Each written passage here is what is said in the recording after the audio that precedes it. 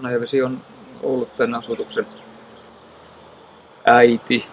Se on synnyttänyt tämän asutuksen tänne ja samalla myös sitten näiden lastensa yhdistävä tekijä. Se ei ole ollut se erottava tekijä, vaan nimenomaan se yhdistävä. Rapolan harjulla sijaitseva Linnavuori, niin se on poikkeuksellinen maamme linnavuorista, paitsi kokoonsa vuoksi myös sitten tämän ympäristössä vuoksi. Eli sitä ympäröi hyvin vahva, sitä vanhempi jo, 1000 vuotta vanhempi asutuskerrostuma, asutusjäänteet. Täällä on asuttu ja eletty. Tätä paikkaa harjua on viljelty todistetusti yli 2000 vuotta. Ja se rautakauden alusta nykypäivään asti ja se merkit näkyy täällä. Ja tämä paikka on, maisema on säilynyt tämän 2 vuosituhannen ajan lähes muuttumattoman. Siinä on ollut se järvi, siinä on ollut nämä viljelyalueet ja sitten tämä harjumetsä. Sellainen kolminaisuus, joka on tunnusomasta. Ja tämä menneisyys on poikkeuksellisesti täällä nykypäivässä läsnä, paitsi näinä muinaisjäännöksinä, rakenteina, joita maastossa on, niin myös sitten kasvillisuudessa.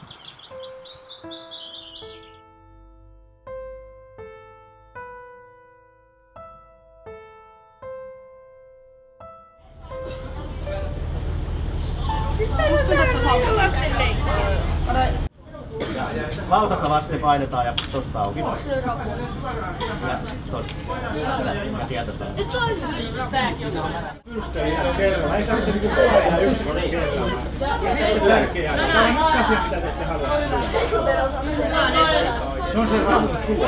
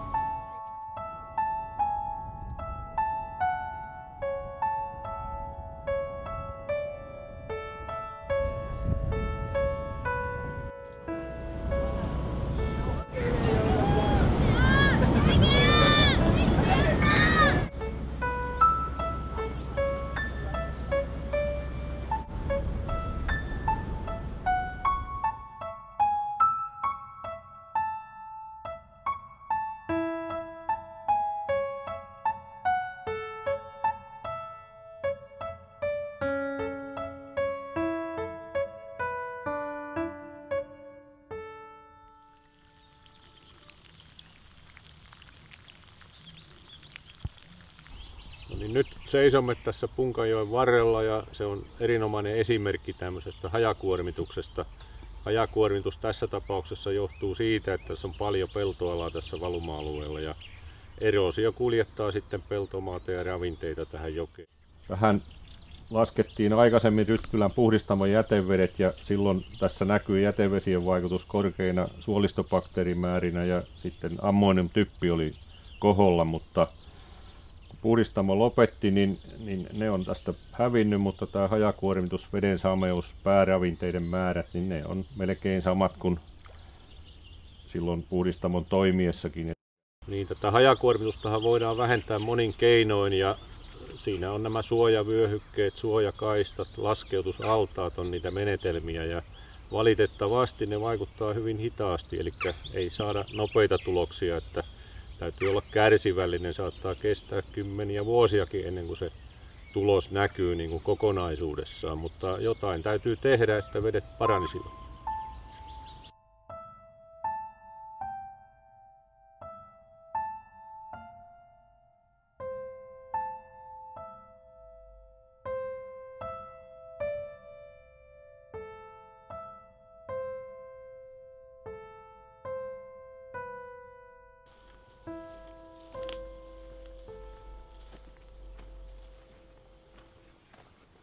Niin, tänä päivänähän tuo maatalous ottaa aika hyvin jo huomioon nämä vesistöt ja muutenkin ympäristön. Se on niin kuin oppia viljelijöillä, koska maanviljelystä ei enää saa harrastaa tai harjoittaa, kun kouluja käyneet, alan koulutuksen saaneet, ja sitten se on aika säänneltyä, kun on ympäristötukiehdot ja nämä muut. Eli sä joudut kirjaamaan lohkokortteihin tiedot, mitä lannotat, mitä kasvinsuojeluaineita käytät ja niin poispäin. Siitä nähdään sitten, että mitä ravinteita maasta on lähtenyt pois, kuinka paljon satoa on kerätty pellosta, ja siitä yhteen laskemalla sitten pystytään katsomaan, paljonko sinne saa esimerkiksi typpeä tai fosforia laittaa.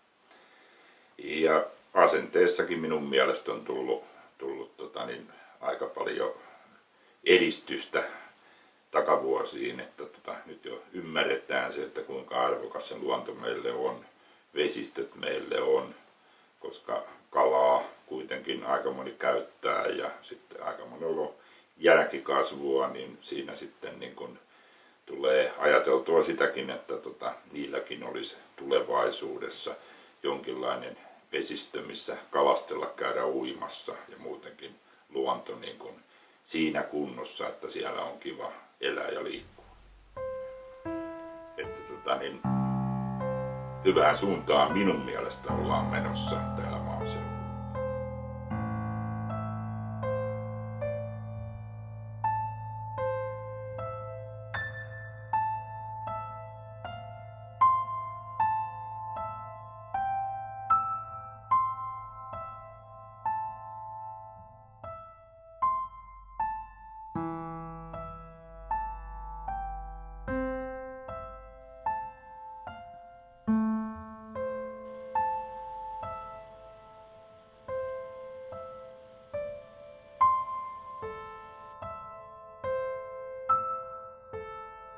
Loppijärven tilanne tällä hetkellä näyttää tosi monimutkaiselta, koska niin monesta asiasta riippuu tilanne. Vaikka on yritetty hoitokalastusta ja tehty niittoja ja vuosikausia, niin tällä hetkellä tilanne on entistä pahempi. Kaikki laskujoet on tutkittu, mitä niistä tulee. Samaten kaikki maatilat on kierretty ja mökkiläiset informoitu, että mikä tähän auttaisi sitä, kun ei vielä kukaan ole keksinyt. Ehkäpä sitten vielä tämän pohjatutkimuksen, nämä sedimenttitutkimukset sitten tuo jotakin tietoa siitä, että onko kysymys kaikista vanhasta, mitä Loppijärveen on päästetty. Ja miten se sitten saadaan tyrehdittyä sieltä ne fosforipäästöt, niin siinä onkin sitten taas pohtimista. Ei tässä auta muuta kuin toivoa parasta. Pelätä pahin. Niin. Kyllä Loppijärvellä on toivoa, mutta aikaa kuluu ennen kuin kaikki on taas paremmin. Ihan samaa mieltä minäkin.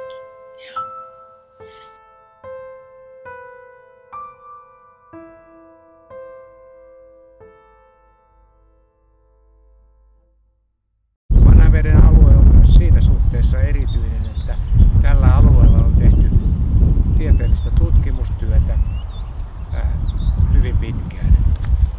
Ensimmäiset tutkijat saapuivat alueelle jo 1800-luvun loppupuolella tekemään tutkimustyötä, ja viime vuosikymmeninä tutkimustyön määrä on tietysti lisääntynyt valtavasti alueella. Ja varmaan on monia perusteita sanoa, että tämä alue on yksi parhaiten tutkittuja alueita Suomessa. Ei varmasti vähiten myöskään sen takia, että Helsingin yliopiston Lammin biologinen asema sijaitsee valuma-alueella, ja juuri tämä Helsingin yliopiston läsnäolo täällä Kanta-Hämeessä Manajan valuma-alueella on taannut sen, että lukematon määrä opinnäytetöitä ja tieteellisiä tutkimuksia on kohdentunut juuri tälle alueelle. Nimenomaan tämä Pääjärvi on ollut lukuisien erilaisten tutkimushankkeiden kohteena, ja tämähän on siinä mielessä mielenkiintoinen alue, että oikeastaan tämä edustaa yhtä Vanajan valuma-alueen latva-alueista, järvistä ja valuma-alueen osista, ja tässä selkäni takana on Koiransuolen oja, jossa on toista vuotta toiminnassa laskeutusallas tai tämmöinen pohjapatosarja, jonka tehoa tutkitaan ja ravinteiden kiertoa ja pidättymistä tähän patosarjaan selvitetään tarkoin mittauksin. Ensimmäisenä vuonna kyseinen varsin pieni, pinta-alallisesti pieni patosarja pidätti noin 60% kiintoaineksesta, joka on mielestäni kyllä erittäin korkea luku.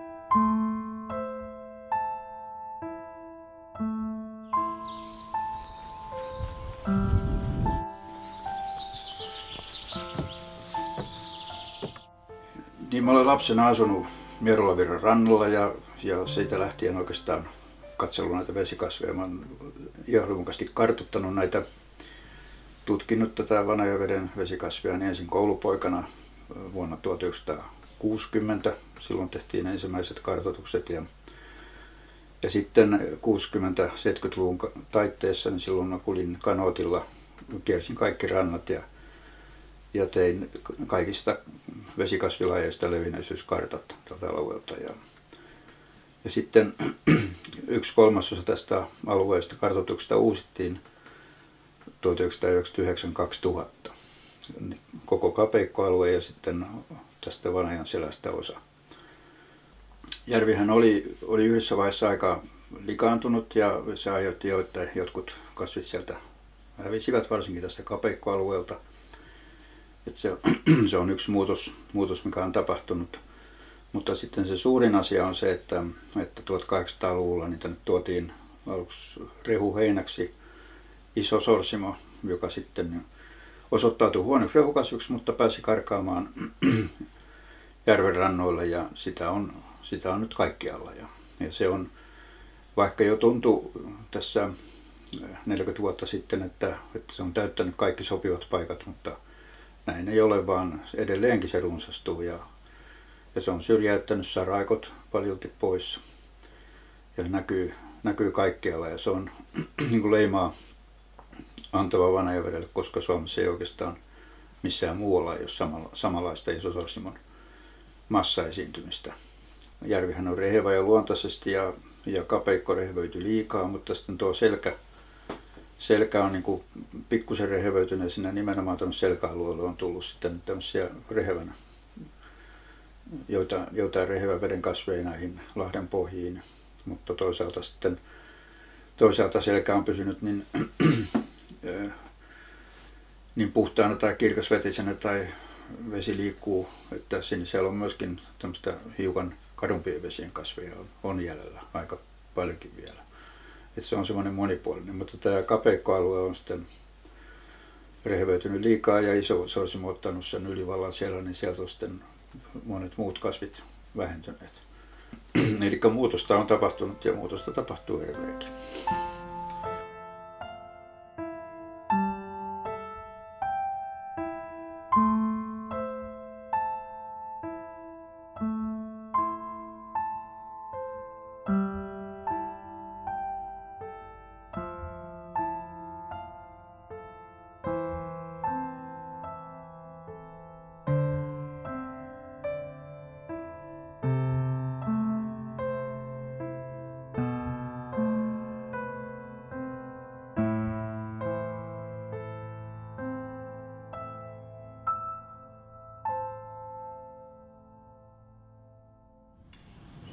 Vanajaveden rooli kuvataiteen historiassa on ollut aika merkittävä monen vuosisadan ajan. Jo vuonna 1818 Karvon Kyykelkieli, joka oli Aleksanteri ensimmäisen kabinettimaalari, niin Hän vieraili täällä Hämeessä ja ihastui näihin seutuihin ja vesistöön ja teki ensimmäisenä tämmöisen kuvan Hämeenlinnasta tuolta Pyövelinmäeltä päin, jossa näkyy Vanajavesi ja kirkkoja ja luonto ympärillä. Ja siitä tulikin muodostumaan tämmöinen kuvaustapa sitten myöhemmille taiteilijoille. Ja 1840-luvulla sitten Sakris Topelius teki tässä Vanha kaunis Suomi-kirjassaan kuvan, jossa oli, tai kuvan siihen kirjaan, joka Magnus von Wright teki. Ja kuvatapa oli ihan samanlainen. Ja kaupunki näyttäytyy, tai Vanajavesi myös hienosti sieltä mäeltä katsottuna. Ja vasta paljon myöhemmin ruvettiin katselemaan Vanajavettä Hattelmalan harjulta käsin. Ja tavallaan he löysivätkin kyllä parhaan paikan, mistä kuvata tätä hienoa aluetta. Ja myös sitten myöhempinä aikoina niin monet, sanotaan nyt nykyvalokuvaajatkin, ovat kävelleet samoja askeleita ja kuvailleet Vanajavettä, milloin linna näkyen, milloin pelkästään kaupunkia, mutta Vanajavesi on aina mukana, koska se liittyy niin kiinteästi tähän näkymään, että ei niitä voi erottaa toisistaan. Eikä Hämeenlinna oikein voi kuvata ilman Vanajavettä. Että tavallaan luonnonympäristö ja kulttuurimaisema ja ovat yhtä kokonaisuutta. Ja voisi sanoa vielä siihen lopuksi näin, että Hämeenlinnassa on säilynyt tämä idyllinen ranta-alue tai idyllisyys kokonaisuudessaan ja tänä päivänä sitä voi kuvata melkein kuin 1800-luvulla. Vanajaveden vaikutus on kyllä hyvin selvästi nähtävissä Jean Sibeliuksen sävellystuotannossa. Ja on hänen asuinpaikkaansakin ollut siellä ihan Vanajaveden rannassa Viikmaninlahdella tässä Hämeenlinnan kaupungissa Ryykkikadun varrella, joka nykyään on Palokunnan katu. Ja se talo silloin ulottui Vanajarantaan, nythän siinä menee Paasikiventie ja siinä toisella puolella. Mutta siinä Janne on lapsena leikkinyt ja selvästi näkyy se Vanajaveden laineiden liplatus ja siis se veden väri. Se on hyvin tarkkaan piirrettynä. Tulee vastaan monessa sävellyksessä, muun muassa E-duuri pianosonaatin hitaassa osassa ja sitten monissa lauluissa. Ja tähän Viikmaninlahteen liittyy vielä erilaisia tarinoita. Hän oli siellä koulupoikana koulutoverinsa Walter von Kuhnomin kanssa hyppimässä Vanajaveden laineilla, tai itse asiassa jäällä, juuri silloin kun ei vielä ollut laineita, niin lätsytteli siellä nahkakengillään, jotka meni sitten ihan pilalle, josta Sibelius sai siitä niin hyvin vahvan kokemuksen, ehkä myöskin riskinottokokemus, että miten hypitään heikoilla jäillä ja myöskin sitten se, että kevään tulon riemu, että ne jäät on juuri lähdössä. Ja hän sieltä sitten ryntäsi kotiin pianon ääreen ja improvisoi sen kevään tulon. Ja käytti tätä materiaalia myöhemmin monissa sävellyksissä, muun muassa laulussa Warfare Nimmels kevätenteitä, jossa juuri ensin alkaa tämmöisellä sellainen kuin loiskislätsis, mennään jäätä pitkin kengillä. Siinä on selvästi kuultavissa se. Teki kanoottiretkiä pitkin Vanajavettä, kaikkea tämmöistä. Ja sitten ne on nähtävissä eri lauluissa, pianokappaleissa, tämä veden vaikutus. No tietysti on siis kuuluisia lauluja Souda Sinisorsa ja Lastulaineella ja Sev Syyssä. Ja jopa Finlandiassa on semmoinen Vanajan maisema nähtävissä, että toukokuussa 1930, kun hänen muotokuvansa paljastettiin Hämeenlinnan Lyseossa, niin hän sitten olivat siellä Aulemossa viettämässä iltaa ja Aulemon Nökätornista, kun hän katseli sitä avautumaa maisemaa Aulemonjärvelle ja Lusikkaniemeen ja Vanajaveteen, niin että tämä maisema oli mielessäni, kun sävelsin Finlandia. Se on juuri se hymnin maisema, niin on ihan tässä maailman yksi tunnetuimmissa sävellyksissä kuultavissa ja juuri Vanajavesi.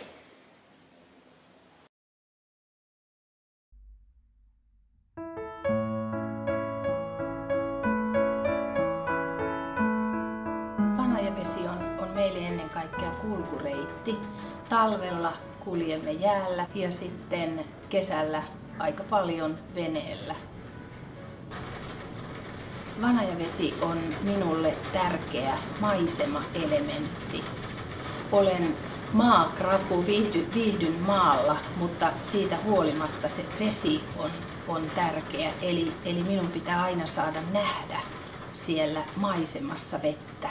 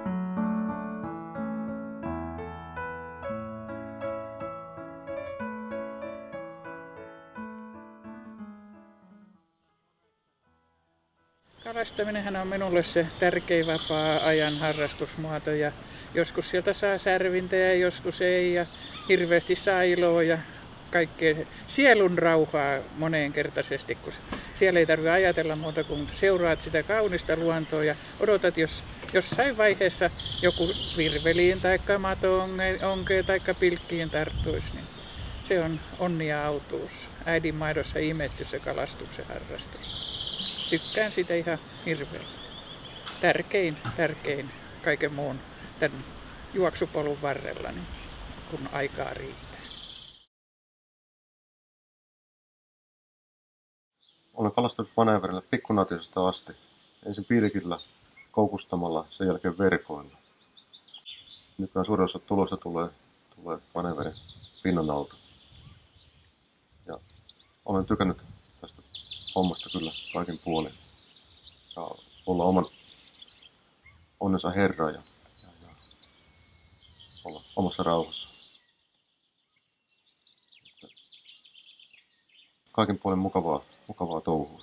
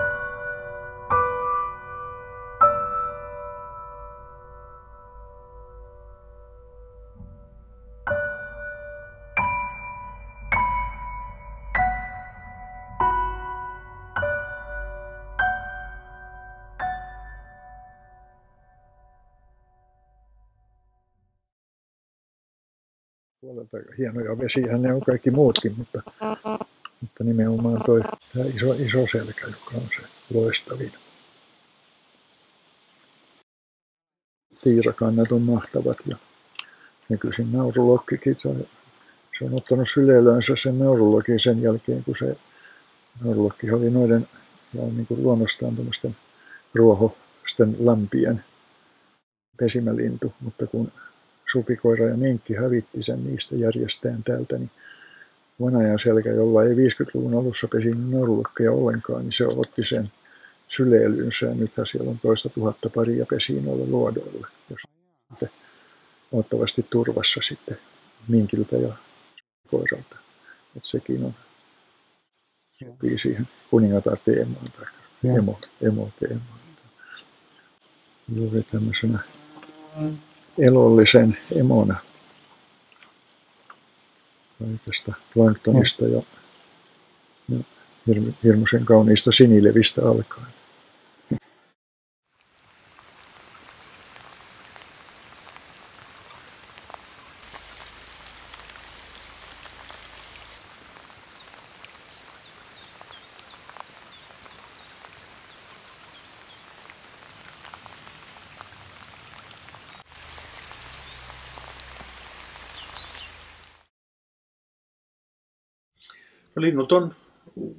Linnut tässä Vanajaveden ympäristössä, niin tämähän on hirveän rehevää aluetta. Tässä on rehevät rannat, rehevät kasvustot ja sen myötä sitten myöskin tietysti linnusto on runsasta, niin kuin se tämän tyyppisessä eteläsuomalaisessa lehtomaisessa maisemassa useimmiten on.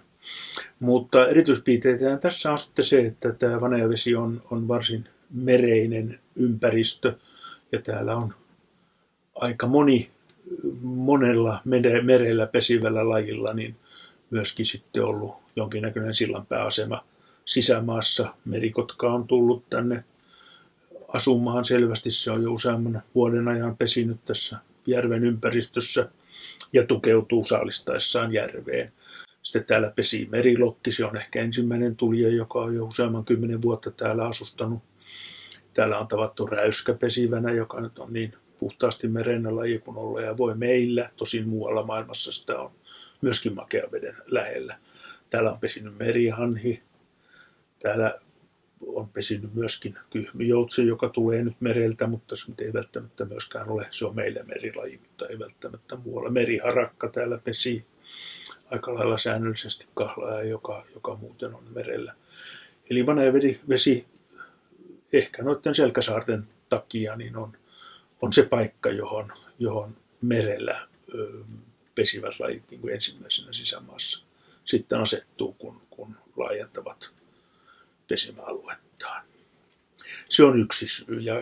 Ja sitten toinen, mikä tekee tästä nimenomaan minulle tärkeän alueen, on ehkä sitten se, että mulla on ollut mahdollisuus seurata tätä linnustoa jo 50-luvulta alkaen, joka tarkoittaa tietysti silloin sitä, että aika paljon tästä luulee tietävänsä, vaan joka vuosi aina ja joka päivä käytännössä jotakin uutta oppii noista linnuista ja tästä ympäristöstä.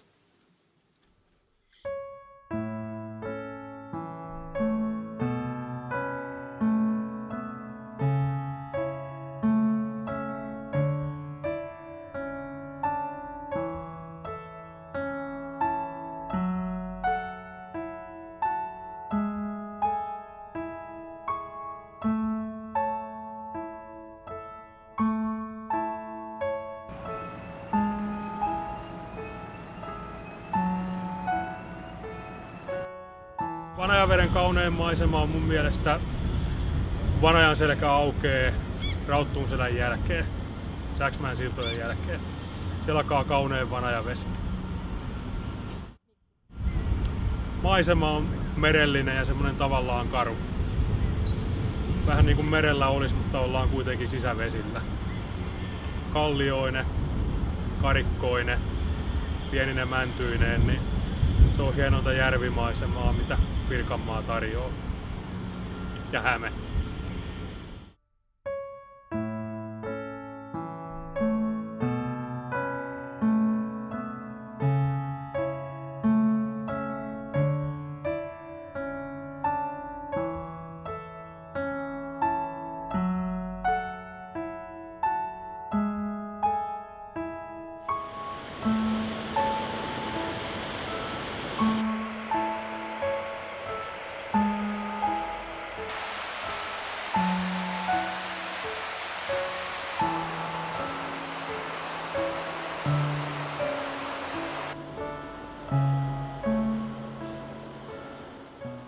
Seurunjoki on minulle erittäin tärkeä. Olen ollut täällä kohta 20 vuotta asumassa ja olen saanut tämän melonta kuntoon, jotenka olen tyytyväinen siihen, että muutkin ovat voineet nauttia tästä erittäin hyvästä joulusta. Se on hieno meloa ja se on kaikille sopiva, ei siinä tarvitse olla mikään ammattilainen. Jokainen, jopa ensikertalainen, voi niin kuin käydä läpi ja lähteä mukaan katsomaan, mitä kaikkea täällä on. Luonto on kaunista, hämäläistä maalaismaisemaa. Meitä on kaikenlaisia kulkijoita, on hyviä, on huonoja. Ja toivoisin, että kaikki pitäisivät luonnon puhtaana. Ei ole tärkeää se kilometrien nieleminen, vaan nautitaan siitä, mitä luonto meille on. Jotenka toivoisin, että mahdollisimman moni pystyisi nauttimaan tästä. Ja vielä sen verran myös kalaa löytyy täällä, jotenka sitäkin saa kalastaa, mutta lupa täytyy olla. Jotenka tervetuloa nauttimaan tänne hyvään luontoon.